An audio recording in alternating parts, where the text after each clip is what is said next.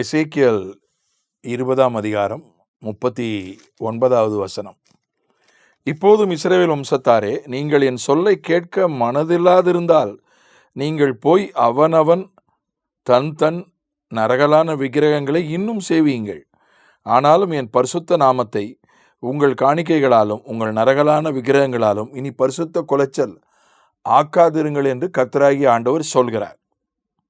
ஆண்டவர் தம்முடைய ஜனங்களை பார்த்து விசித்திரமாக சொல்கிறார். என்னுடைய சொல்லை கேட்க உங்களுக்கு மனசு இல்லை என்றால் நீங்கள் தாராளமாக போய் விக்கிரகத்தை கும்பிடுங்க, ஆனால் என் பேரை யூஸ் பண்ணாதீங்க. இஸ்ரவேல் ஜனங்கள் என்ன பண்ணாங்க? ஆண்டவருடைய பேரையும் சொல்லிக்கிட்டாங்க, ஆண்டவரையும் வணங்கிக்கிட்டாங்க. சும்மா பேருக்கு ஊறுகா மாதிரி ஆண்டவர் பேரை பயன்படுத்திக்கிட்டு ஆண்டவரை பேருக்கு வணங்கிக்கிட்டு, ஆனால் அதிகமாக வணங்கினது விக்கிரகத்தை தான் எசேக்கியேலுடைய காலகட்டத்தில்.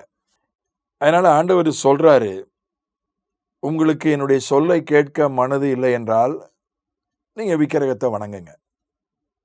ஒரு விஷயத்தை செய்கிறதுக்கு மனது, வில்லிங்னஸ்ன்னு சொல்லுவாங்க இங்கிலீஷில்.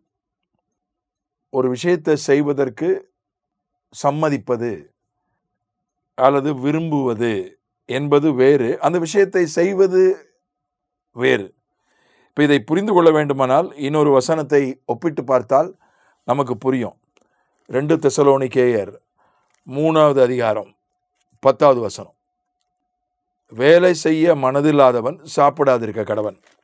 இது தெசலோனிக்கேயருக்கு எழுதுகிறார். தெசலோனிக்கேயர் அவங்க ஒழுங்கற்று எந்த வேலையும் செய்யாமல் அநேகர் அப்படி இருந்தாங்க. அதனால் அவங்களுக்கு பவுல் எழுதுகிறார், ஒருவன் வேலை செய்ய மனதில்லாதிருந்தால் அவன் சாப்பிடவும் கூடாது என்று நாங்கள் உங்களிடத்தில் இருந்தபோது உங்களுக்கு கட்டளையிட்டோமே. இப்போ வேலை செய்ய மனது தேவை. வேலை செய்கிறதுக்கு வாய்ப்பு இருக்கா இல்லையா, வேலை வாய்ப்பு இருக்கா இல்லையா, அது ரெண்டாவது. வேலை செய்கிறதுக்கு பலம் இருக்கா இல்லையா, அது ரெண்டாவது. வேலை செய்ய மனது இருக்கணும். ஒருத்தன் வேலை செய்யணும்னு துடிக்கிறான், ஆனால் அவனுக்கு வேலையே கிடைக்கல, அது வேற. வேலை செய்யணுன்ற ஒரு மனசு இருந்தால் போதும், அவன் சாப்பிடுவதற்கு தகுதி உள்ளவன் என்று பவுல் எழுதுகிறார். ஒருத்தனுக்கு வேலை செய்கிறதுக்கு துடிப்பு இருக்குது, மனசு இருக்குது, ஆனால் உடம்பு சரியில்லை, அவனால் வேலை செய்ய அவனுக்கு பலம் இல்லை, அது வேற, அது இதில் சேராது. வேலை செய்தால்தான் சாப்பிட அவனுக்கு தகுதி என்று சொல்லப்படலை. அந்த மனது, வில்லிங்னஸ் இருக்கணும்.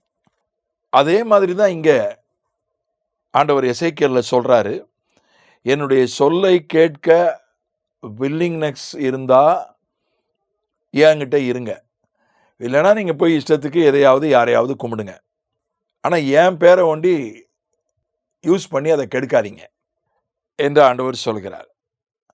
நம்முடைய வில்லிங்னஸ், மனது, ஒன்றை செய்யணும் என்கிற மனது, வசனத்தின்படி வாழணும் அப்படின்ற மனது முதல்ல நமக்கு மனசு வைக்கணும். மனது இருந்தால் மார்க்கம் உண்டு அப்படின்னு பழமொழி உண்டு.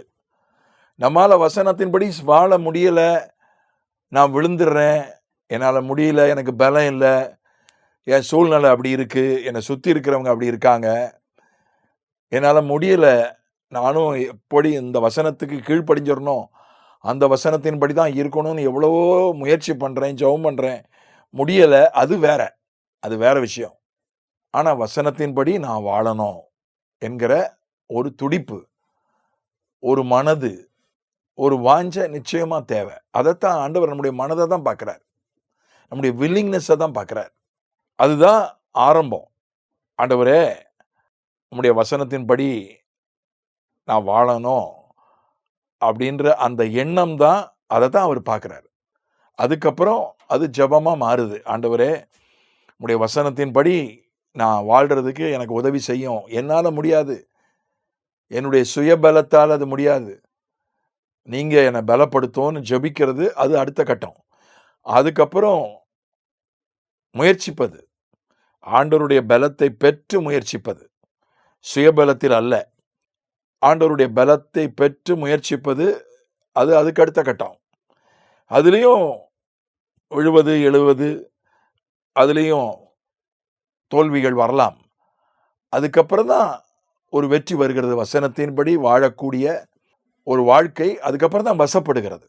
அதனால இது ஒரு வளர்ச்சி, இது ஒரு தொடர்ந்து நடக்கிற, படிப்படியாக நடக்கிற ஒரு விஷயம்.